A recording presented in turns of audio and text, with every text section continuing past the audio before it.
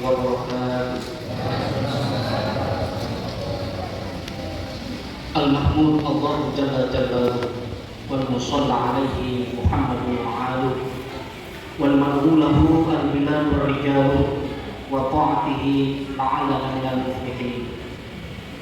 Wa sallallahu wa sallam wa baraka ala nabiyyina Muhammad Rasulillah wa khiyaratihi min khalqihi khataman nabiyyin wa ashrafil mursalin wa ala alihi wa sahbihi wa man tabi'ahum bi ihsanin ila yaumiddin. Faqala Allah Ta'ala fi kitabihil karim, a'udzu billahi minasy syaithanir rajim. Syahrul Ramadan alladzi unzila fihi al-Qur'an hudan lin-nasi wa bayyinatin minal huda wal furqan. Hadirin sidang jamaah salat Isya dan tarawih yang insyaallah sama-sama diberikan keberkahan dan kemuliaan oleh Allah Subhanahu wa taala. Alhamdulillah, senantiasa kita bersyukur kepada Allah Subhanahu wa taala sebagai salah satu indikator hamba-hamba yang shalih adalah kita senantiasa bersyukur baik itu nikmat maupun ujian. Karena orang yang dikasihi oleh Allah Subhanahu wa taala sebaik-baik hamba adalah Rasulullah sallallahu alaihi wasallam.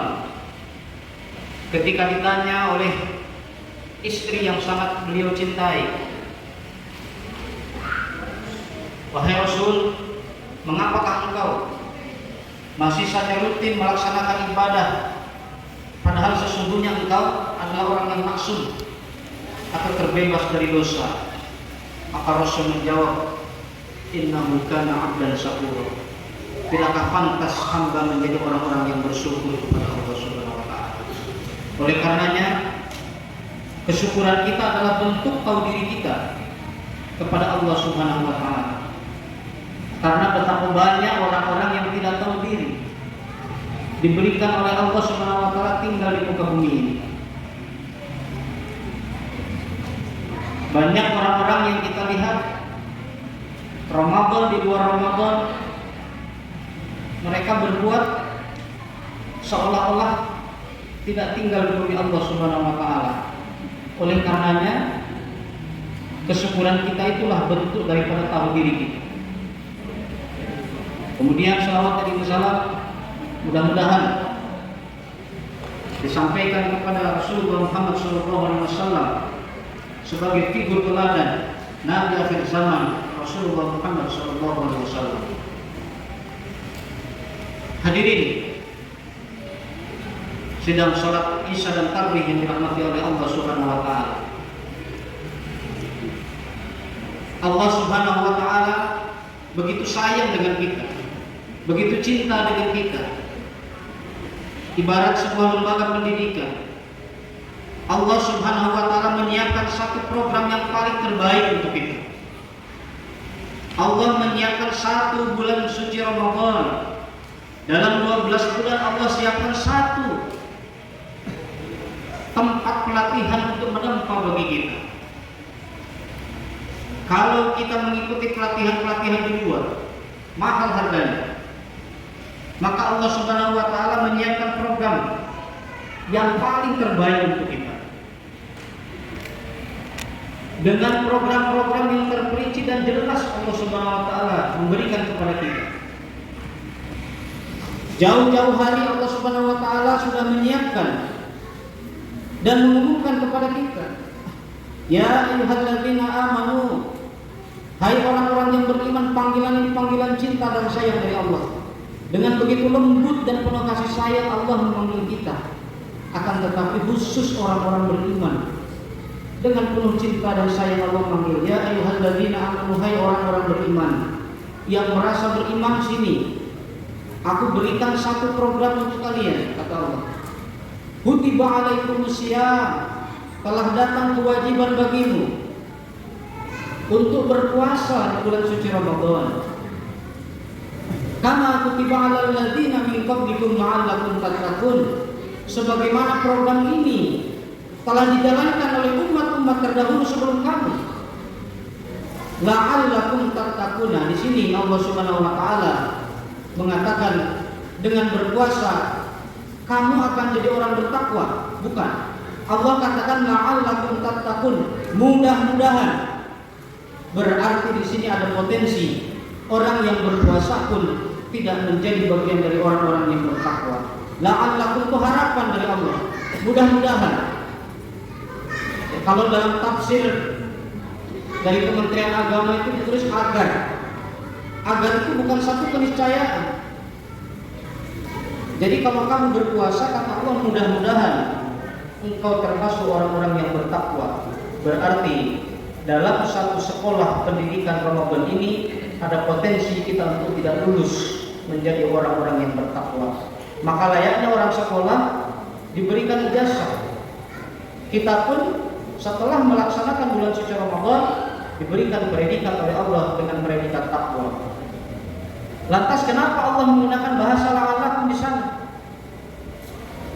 Karena kata Nabi, serendah-rendahnya orang berpuasa adalah dia yang hanya mampu menahan makan dan minum. Itu serendah-rendahnya puasa.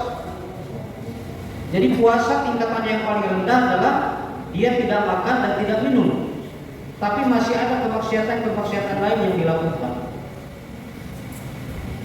Maka kata saum artinya menahan, tapi tak semua juga perlu ditahan. Menahan yang dimaksud di sini adalah menahan lapar, menahan haus, menahan lisan kita dari perbuatan-perbuatan yang merugikan diri kita. Karena kata Allah, wa man ahsanu qawlan mimman da'a ila Allah wa 'amila shalihan wa qala innani minal muslimin. Wa man ahsanu, siapa kata Allah yang lebih baik? Siapa? Allah bertanya kepada kita, siapa yang lebih baik kata Allah? Qawlan mimman da'a, daripada orang-orang yang menyeru, daripada orang-orang yang senantiasa berkata, lidahnya senantiasa berbuat baik, lisannya senantiasa berzikir kepada Allah. Wa 'amila shalihan wa qala innani minal muslimin. Maka yang demikian itu kata Allah bagian dari kebijaksanaan. Dan aku termasuk orang-orang yang berserah diri kata Allah. Wala tasawil hasanatu wala sayyi'at, dan tidak sama kata Allah. Perbuatan baik dan perbuatan jelek itu enggak sama. Idfa billati hiya ahsan. Maka kalau ada kejahatan di sekelilingmu, tolaklah dia dengan cara yang baik-baik.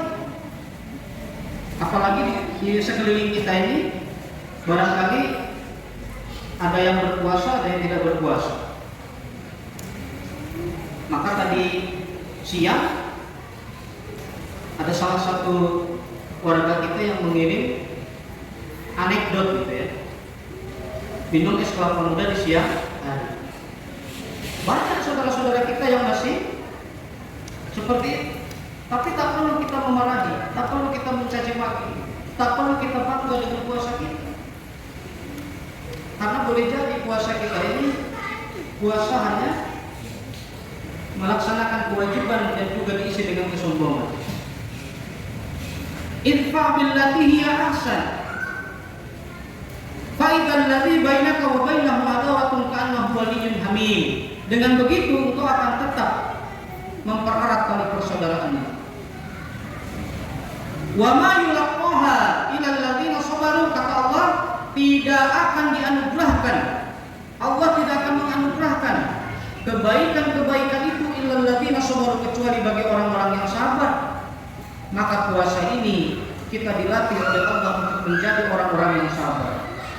Wa ma yulaqaha illa dzu hazzin 'adzim, dan kebaikan-kebaikan itu juga tidak akan Allah berikan kecuali orang-orang yang beruntung.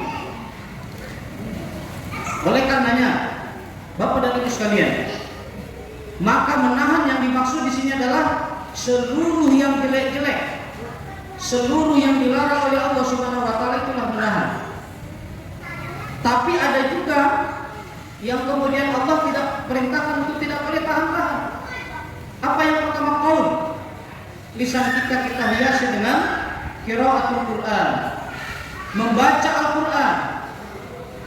Maka dalam hadis Nabi mengatakan, aku tidak mengatakan alif lam mim itu adalah pahala, bukan, tapi satu huruf itu berpahala, dilipat gandakan oleh Allah Subhanahu wa taala. Alif berpahala, lam berpahala, dan mim itu berpahala. Bagaimana kalau kita satu hari bisa menyelesaikan 1 juz, 2 juz, luar biasa sekali pahalanya. Dan pahala dari Allah Subhanahu wa taala tidak sama dengan hitungan kita. Kalau hitungan kita kali 700, ya 700, tapi hitungan Allah nggak begitu. Hitungan Allah tidak seperti itu. Lebih daripada hitungan manusia. Nah itu, tidak boleh kita menahan untuk mengeluarkan lisan kita dari hal-hal yang baik. Yang kedua, infak dan sedekah. Boleh jadi Bapak dan Ibu sekalian, malam ini Bapak Ibu semua mengeluarkan hartanya, ya harta yang terbaik, lalu kemudian bersamaan dengan Allah turunkan malam Lailatul Qadar. Kita tidak tahu kalau malam ini misalnya Allah menurunkan Lailatul Qadar, maka infak kita itulah menjadi infak yang paling terbaik. Kita keluarkan 1 juta, Allah mungkin akan mengeluarkan 100 juta untuk kita. Tidak ada yang menjamin bahwasanya malam Lailatul Qadar itu akan hadir di 10 malam terakhir. Boleh jadi Allah hadirkan di malam pertama, malam kedua, malam ketiga. Dan perlu kita ingat bahwasanya ibadah Ramadan itu bukan di siang hari saja. Banyak orang mengatakan puasa, setelah berbuka dia berbuat maksiat. Hati-hati. Bulan suci Ramadan adalah bulan khusus, siang dan malam seluruhnya dipenuhi dengan ibadah kepada Allah Subhanahu wa taala. Sekalipun kita siang berpuasa, capek, menahan haus dan lapar, setelah berbuka saya hati kita bermaksiat kepada Allah, tentu itu akan menjadi pekerjaan kita yang sia-sia. Berikanlah infak yang terbaik. Kita tidak tahu, boleh jadi malam hari ini adalah malam 1000 bulan yang kata Allah, inna anzalnahu fi lailatul qadar. Wa ma adraka ma lailatul qadar. Lailatul qadri khairun min alfi syahr. Tanazzalul malaikatu war ruh fiha bi'izni rabbihim min kulli amr. Salamun hiya hatta matla'il fajr. Infak kita, sedekah kita berbeda dengan hari-hari yang lalu, bulan-bulan yang lalu. Oleh karenanya, mari mulai malam hari ini dan seterusnya kita lipat gandakan infak dan sedekah kita. Jadikan Ramadan ini menjadi Ramadan yang terbaik bagi kita. Boleh jadi Ramadan yang akan datang kita tidak bisa menjumpainya lagi. Boleh jadi kita sudah dipertemukan dengan Allah. Faman kana yarju liqa'a rabbih falyamal amalan shalihan wa la yusyrik bi ibadati rabbih ahada. Kemudian yang berikutnya adalah tidak menahan dari hal-hal yang baik. Sholat kita, barangkali sholat kita kalau di bulan-bulan yang lalu masih yang wajib-wajib saja kita tingkatkan. Sholat sunnahnya, sholat layarnya, sholat duhanya, itu adalah program yang terbaik bagi kita. Itulah program bagi kita. Ditempa kita di sini. Bulan tazkiyatun nafs, bulan mensucikan jiwa kita, bulan untuk melembutkan hati kita, bulan untuk introspeksi diri kita. Ada yang mengatakan bulan Ramadan adalah bulan suci. Nah kalau selesai Ramadan kembali kita kotor lagi. Tidak seperti itu. Maka bulan suci ini sebagai bulan latihan bagi kita, ditempa kita. Maka kita perlu menyambut program dari Allah Subhanahu wa taala. Menahan dari hal-hal yang tidak diinginkan oleh Allah Subhanahu wa taala, akan tetapi tidak menahan dengan hal-hal yang baik-baik, hal-hal yang mendatangkan pahala bagi kita semuanya. Mudah-mudahan bermanfaat untuk kita semuanya. Jadikanlah momentum Ramadan ini sebagai momentum pengembalian diri kita, mensucikan jiwa kita, membersihkan hati kita, melembutkan hati kita, menguatkan ibadah kita, menghadirkan infak-infak terbaik kepada Allah Subhanahu wa taala. Karena ibadah puasa ini khusus Allah minta puasa kita, tidak ibadah-ibadah lain. Mudah-mudahan puasa ini menjadi puasa yang terbaik bagi kita. Jangan sampai kata orang puasa itu seperti ular. Sebelum ganti kulit dia berpuasa. Berpuasa sebelum ganti kulit. Setelah ganti kulit ya begitu-begitu saja. Akan tetapi cobalah kita seperti ulat. Sebelum dia berubah dari ulat menjadi kepompong dan kupu-kupu, dia berkuasa juga. Tapi setelah dia berkuasa, berubah menjadi kupu-kupu, menjadi indah, berubah untuk ke hal yang baik. Tapi kalau ulat berkuasa ganti sisik, ya seperti itu saja, bahkan cenderung merugikan orang lain. Mudah-mudahan bermanfaat untuk kita. Hadza wallahu ya'lam wa yaqda. Walhamdulillahirabbil alamin. Assalamualaikum warahmatullahi wabarakatuh.